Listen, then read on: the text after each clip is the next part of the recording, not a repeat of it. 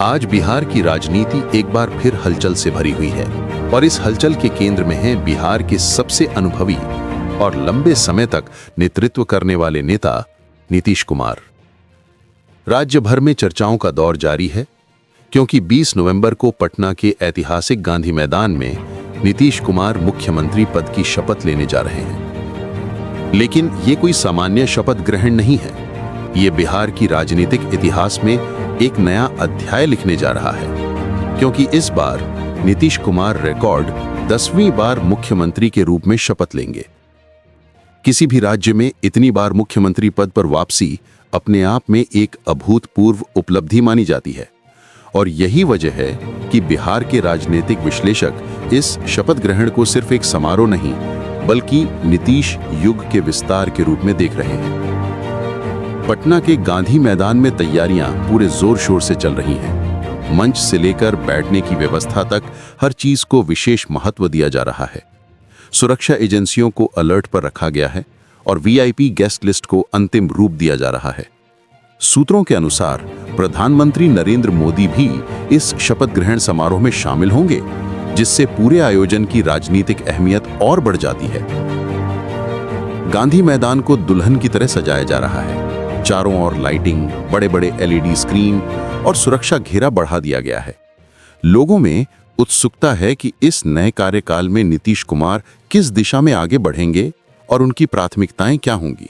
उधर राजनीतिक पटल का दूसरा बड़ा चेहरा प्रशांत किशोर भी इन दिनों सुर्खियों में है। हाल ही में आए चुनावी नतीजों ने उनकी रणनीति और जन स्वराज अभियान पर बड़ा प्रश्न चिन्ह लगा दिया है। उन्होंने अपनी हार पर पहली बार बड़ा बयान दिया है और स्वीकार किया है कि चुनाव में भाग ना लेना शायद उनकी गलती थी।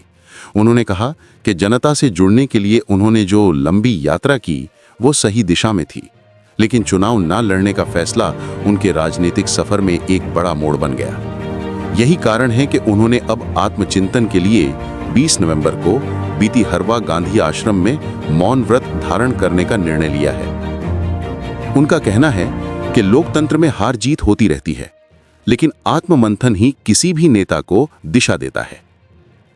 प्रशांत किशोर ने अपनी प्रतिक्रिया में एनडीए सरकार पर आरोप भी लगाए हैं। उनका दावा है कि चुनाव से ठीक पहले महिलाओं को बड़ी मात्रा में आर्थिक सहायता दी गई, जो चुनावी लाभ लेने के उद्देश्य से की गई थी। उन्होंने कहा कि अगर ये सहायता चुनाव से 6 महीने पहले दी जाती तो इसे एक योजना माना जा सकता था, लेकिन चुनाव से ठीक पहले इसका लाभ महिलाओं तक पहुंचाना साफ तौर पर एक चुनावी रणनीति का हिस्सा था।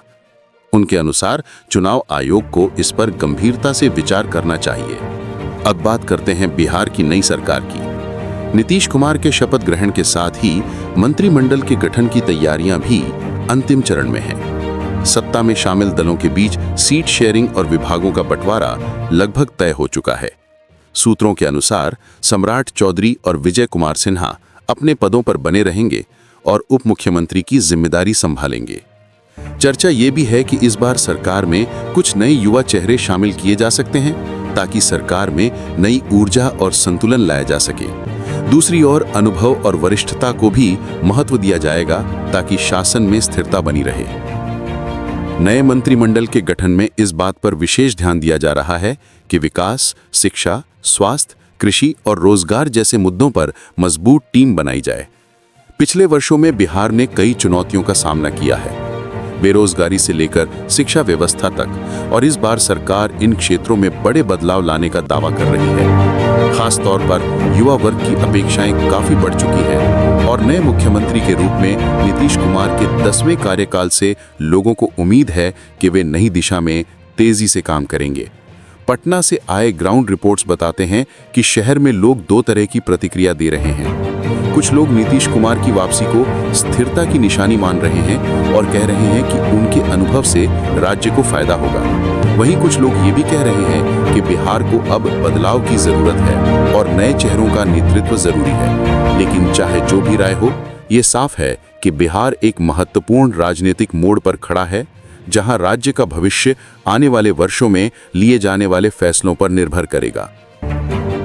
अब बात करते हैं प्रशांत किशोर की राजनीतिक भविष्य की। कई लोगों का मानना है कि इस हार के बाद उन्होंने जो खुलकर अपनी गलती स्वीकार की है वो उनकी ईमानदारी और पारदर्शिता को दर्शाता है। उनका मौन व्रत और आत्मचिंतन ये संकेत देता है कि वे राजनीतिक मैदान से पीछे हटने वाले नहीं हैं, बल्कि और रणनीतिक होकर आगे बढ़ सकते हैं। विशेषज्ञों का मानना है कि अगर वे भविष्य में चुनाव लड़ने का फैसला करते हैं तो बिहार की राजनीति में एक नया विकल्प उभर सकता है। उनका जन स्वराज अभियान ग्रामीण इलाकों में काफी लोकप्रिय हुआ था, लेकिन चुनाव न लड़कर उन्होंने अपने समर्थकों को निराश कर दिया। अब लोग उनसे उम्मीद कर रहे हैं कि वे दोबारा मैदान में लौटें। दूसरी ओर नई सरकार अपने पहले 100 दिनों की योजना बना रही है। सूत्रों के अनुसार सरकार की प्राथमिकताएं होंगी राज्य में तेजी से विकास प्रोजेक्ट शुरू करना, युवाओं के लिए बड़े स्तर पर रोजगार योजनाएं लाना, महिलाओं के लिए कल्याणकारी स्कीमें मजबूत करना और शिक्षा व्यवस्था को सुधारने के लिए नए कदम उठाना। साथ ही कानून व्यवस्था को और सख्त बनाने पर भी जोर दिया जाएगा ताकि राज्य सुरक्षित और निवेश के लिए तैयार बन सके। पटना में स्थानीय लोग कहते हैं कि अगर नई सरकार शिक्षा, सड़कों, स्वास्थ्य और रोजगार पर फोकस करती है तो आने वाले 5 साल में बिहार एक नई दिशा पकड़ सकता है। कई उद्योगपतियों ने भी उम्मीद जताई है कि सरकार नई इंडस्ट्रियल पॉलिसी लाकर निवेश के अवसर बढ़ाएगी। खासतौर से बिहार में आईटी, फूड प्रोसेसिंग, कपड़ा उद्योग और कृषि आधारित उद्योगों में बड़ी संभावनाएं हैं जिन पर सरकार काम कर सकती है। अब बात करते हैं शपथ ग्रहण के दिन की। 20 नवंबर को गांधी मैदान में होने वाला ये कार्यक्रम देश भर की सुर्खियों में रहेगा। सैकड़ों वीआईपी, हजारों आम लोग और मीडिया संस्थान इस ऐतिहासिक क्षण को कवर करेंगे। नीतीश कुमार की ये वापसी सिर्फ एक राजनीतिक घटना नहीं, बल्कि बिहार के नेतृत्व और स्थिरता का प्रतीक मानी जा रही है। कार्यक्रम में सुरक्षा के लिए बड़े स्तर पर पुलिस बल तैनात किए जा रहे हैं, ड्रोन से निगरानी की जाएगी और एंट्री पॉइंट्स पर सख्त चेकिंग होगी। लोगों की निगाहें इस बात पर भी होंगी कि शपथ के तुरंत बाद नीतीश कुमार क्या पहला बड़ा निर्णय लेते हैं।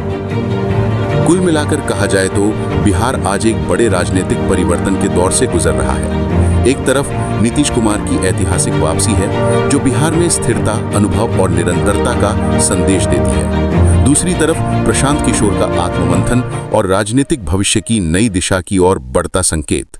और बीच में है नई सरकार का नया मंत्रिमंडल, नई प्राथमिकताएं और नए वादे।